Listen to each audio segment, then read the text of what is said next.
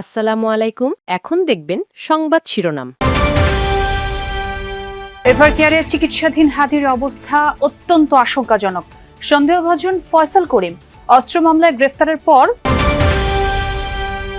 প্রধান উপদেষ্টার সঙ্গে বৈঠকে ফ্যাসিবাদ বিরোধী ঐক্যের ব্যাপারে একমত বিএনপি, জামায়াত, এনসিপি। সর্বদলীয় প্রতিবাদ সভা করবে দলগুলো। চট্টগ্রাম, ঢাকায় দুই প্রার্থীর ওপর হামলার ঘটনায় ফায়দা লোটার চেষ্টা করছে অনেকে, মন্তব্য তারেক রহমানের। নিজেদের মধ্যে মতপার্থক্য কমানোর আহ্বান। হাদির ওপর হামলায় ভোট সুষ্ঠু হওয়া নিয়ে শঙ্কা নির্বাচন বিশেষজ্ঞের, বড় কোনো প্রভাব ফেলবে না বললেন কমিশনার মাসুদ। এতক্ষণ দেখছিলেন সংবাদ শিরোনাম, এখন দেখবেন বিস্তারিত। ওসমান হাদির মস্তিষ্ক মারাত্মকভাবে ক্ষতিগ্রস্ত। অস্ত্রোপচার শেষে তাকে কনজারভেটিভ ম্যানেজমেন্টে রাখা হয়েছে। প্রয়োজন অনুযায়ী সাপোর্ট দেওয়া হবে বলে জানিয়েছে এফআরকেয়ার 13 সদস্যের মেডিকেল বোর্ড। এক বিবৃতিতে বোর্ড জানায়, হাদির ফুসফুসে আঘাত আছে। এখন তিনি ভেন্টিলেটর সাপোর্টে আছেন। অবস্থা অত্যন্ত আশঙ্কাজনক। শনিবার হাদির খোঁজ নিতে যাওয়া রাজনৈতিক নেতারা দেশবাসীর কাছে তার জন্য দোয়া চেয়েছেন। মাথায় গুলিবিদ্ধ ওসমান হাদি প্রথম দফা অস্ত্রোপচারের পর জীবন মৃত্যুর সন্ধিক্ষণে এভারকেয়ার হাসপাতালে নিবিড় পর্যবেক্ষণে চিকিৎসায় 13 জন বিশেষজ্ঞের সমন্বয়ে মেডিকেল বোর্ড গঠন করা হয়েছে। এক বিবৃতিতে জানানো হয়েছে, মস্তিষ্ক সহ নানা জটিলতায় অত্যন্ত সংকটাপন্ন ওসমান হাদি। পরিবারকে জানানো হয়, হাদির ফুসফুসেও আঘাত আছে। এই মুহূর্তে তাকে ভেন্টিলেটর সাপোর্টে রাখা হয়েছে। শনিবার সকাল থেকেই এভারকেয়ারে আসতে থাকেন রাজনৈতিক দলের নেতারা। গণমাধ্যমে তারা দাবি করেন, নির্বাচন সামনে রেখে 50 জন প্রার্থীকে টার্গেট করেছে পতিত আওয়ামী লীগ। এর প্রথম শিকার ওসমান হাদি। এই ব্যর্থতার দায় স্বরাষ্ট্র উপদেষ্টাকে নিতে হবে বলেও জানান তারা। ইনকিলাব মঞ্চের মুখপাত্র, হাদির উপর গুলিবর্ষণকারী একজনকে শনাক্ত করেছে পুলিশ। ওই ব্যক্তির ছবিও প্রকাশ করেছে ঢাকা মেট্রোপলিটন পুলিশ। সন্দেহভাজন ব্যক্তি ফয়সাল করিম, নিষিদ্ধ ঢাকা মহানগর উত্তর ছাত্রলীগের সাবেক সহসভাপতি। গেল বছর ব্যাংক লুটের মামলায় অস্ত্রসহ গ্রেফতারের পর অল্প সময়েই জামিনে বেরিয়ে আসেন এই ফয়সাল। গণমাধ্যমে প্রকাশ হওয়া বিভিন্ন ছবি ও নানা কার্যক্রমে দেখা যায়, কদিন ধরেই ওসমান হাদির বিভিন্ন সভা ও গণসংযোগে সক্রিয় ছিল এই প্রধান সন্দেহভাজন। তবে মোটরসাইকেলে আরেকজনের বিষয়ে এখনও কোনো তথ্য দিতে পারেনি আইনশৃঙ্খলা বাহিনী। মাত্র 4 দিন আগের ঘটনা। রাজধানীর বাংলা মোটরে ইনকিলাব সেন্টারে নেতাকর্মীদের নিয়ে নির্বাচনী কার্যক্রম বিষয়ে সভা করেন ওসমান হাদি। সেখানে হাদির ঠিক ডান পাশেই বসা ছিলেন সন্দেহভাজন ফয়সাল করিম দাউদ। ওসমান হাদির উপর হামলার ঘটনায় সম্মিলিতভাবে প্রতিবাদ সভা করার সিদ্ধান্ত নিয়েছে বিএনপি, জামায়াত ইসলামী ও জাতীয় নাগরিক পার্টি এনসিপি। প্রধান উপদেষ্টা ডক্টর মোহাম্মদ ইউনূসের সাথে বৈঠকে এই সিদ্ধান্ত হয়। আগামী 2-1 দিনের মধ্যে এই সভা অনুষ্ঠিত হবে। বিএনপির স্থায়ী কমিটির সদস্য সালাউদ্দিন আহমদ জানান, রাজনৈতিক বিতর্ক যতই থাকুক, দেশের স্বার্থে ফ্যাসিবাদ বিরোধী আন্দোলনে সবাই ঐক্যবদ্ধ। এদিকে এনসিপির আহ্বায়ক নাহিদের দাবি, দেশকে অস্থিতিশীল করতে আওয়ামী লীগকে সহায়তা করছে ভারত। বৈঠকে প্রধান উপদেষ্টা রাজনৈতিক দলগুলোকে ঐক্যবদ্ধ থাকার আহ্বানও জানান। রাষ্ট্রীয় অতিথি ভবন যমুনায় প্রধান উপদেষ্টার সাথে সাক্ষাৎ করে বিএনপি, জামায়াত ইসলামী ও এনসিপির প্রতিনিধি দল। বৈঠকে প্রধান উপদেষ্টা বলেন, ওসমান হাদির উপর হামলা পূর্ব পরিকল্পিত। তাদের উদ্দেশ্য নির্বাচন বানচালের। ষড়যন্ত্রকারীরা তাদের নেটওয়ার্ক বিস্তৃত করেছে। প্রশিক্ষিত শুটার নিয়ে মাঠে নেমেছে।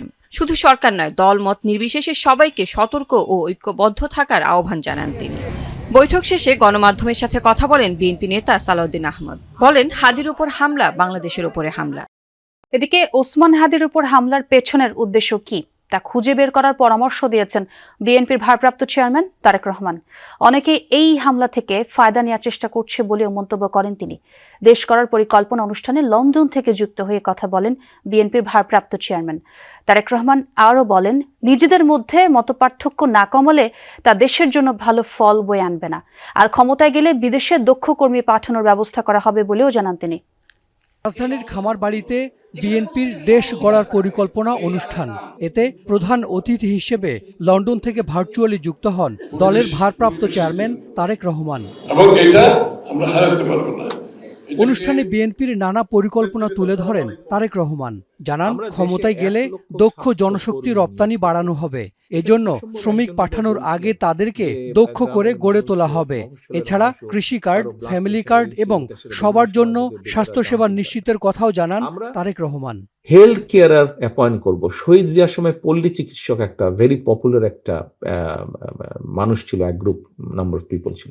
এরা গ্রামে ঘরে ঘরে ঘরে ঘরে প্রত্যেকটা মানুষের কাছে যাবে, প্রত্যেকটা মানুষের কাছে তারা গিয়ে মা বোনদের কাছে যাবে, তাদেরকে বলবে ভাই এই জিনিস আপনি খেন না তাহলে হার্টের প্রবলেম কম হবে, এই জিনিস খেন না ডায়াবেটিস কম হবে, এই জিনিস খেন না কিডনির প্রবলেম কম হবে।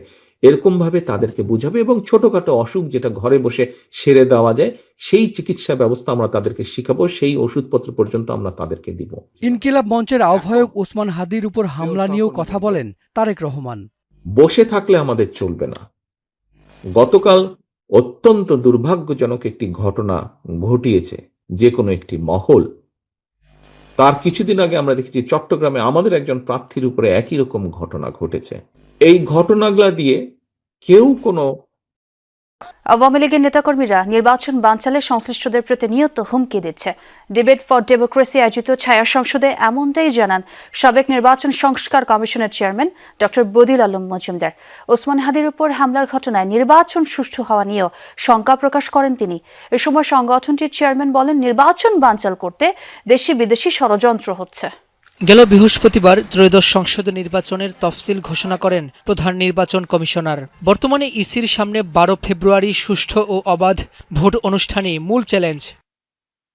নির্বাচন সামনে রেখে সামাজিক যোগাযোগ মাধ্যমের অপব্যবহার এবং প্রভাব ও প্রতিরোধ শীর্ষক ছায়া সংসদ বিতর্ক হয় এফডিসিতে, যার আয়োজনে ছিল ডিবেট ফর ডেমোক্রেসি। সংগঠনটির চেয়ারম্যান বলেন, আইন শৃঙ্খলা পরিস্থিতির উন্নয়ন না ঘটালে আগামী নির্বাচন সুষ্ঠু ও গ্রহণযোগ্য হবে না, কারণ ভোট বানচালে দেশি বিদেশি ষড়যন্ত্রকারীরা সক্রিয়। হাদির প্রতি গুলিবর্ষণের পরবর্তী সময় থেকেই তারা ঐক্যবদ্ধভাবে আগামী নির্বাচনকে সুষ্ঠু, সুন্দর, গ্রহণযোগ্য করবার জন্য তারা একসাথে কাজ করবে বলে আমরা আশা করি। কারণ আমরা কিন্তু ভবিষ্যৎ রাজনীতিতে যারা নির্বাচিত হবেন চর দখলের মতো কোনো অবস্থান আমরা দেখতে চাই না। নির্বাচন সংস্কার কমিশনের সাবেক সদস্য বদিউল আলম মজুমদার বলেন, ওসমান হাদির উপর গুলির ঘটনা অপতৎপরতা। আওয়ামী লীগের নেতাকর্মীরা নির্বাচন ভণ্ডুল করতে সংশ্লিষ্টদের প্রতিনিয়ত হুমকি দিচ্ছে বলেও জানান তিনি। পরাজিত শক্তি পালিয়ে গিয়েছে, কিন্তু তাদের দোসররা এখনো এখানে আছে এবং তারা প্রতিনিয়ত হুমকি দিচ্ছে নির্বাচনকে ভণ্ডুল করার জন্য। অতএব তাদের পক্ষ থেকে তো এরকম অপচেষ্টা হওয়াই স্বাভাবিক। ছলে বলে কলে কৌশলে যে কোনো কিছুর বিনিময়ে নির্বাচনে যেটার একটা অশুভ প্রতিযোগিতা আছে। হাতির ঘটনায় আগামী নির্বাচন কতটা সুষ্ঠু হবে তা নিয়ে জনমনে আশঙ্কা তৈরি হয়েছে বলেও জানান নির্বাচন সংস্কার কমিশনের সাবেক সদস্য। নির্বাচন হবে এটা প্রায় নিশ্চিত করে বলা যেত গতকালের আগে, তো এখন কিছুটা আশঙ্কা সৃষ্টি হয়েছে। নির্বাচন সামনে রেখে ইসি ও আইন শৃঙ্খলা বাহিনীকে আরো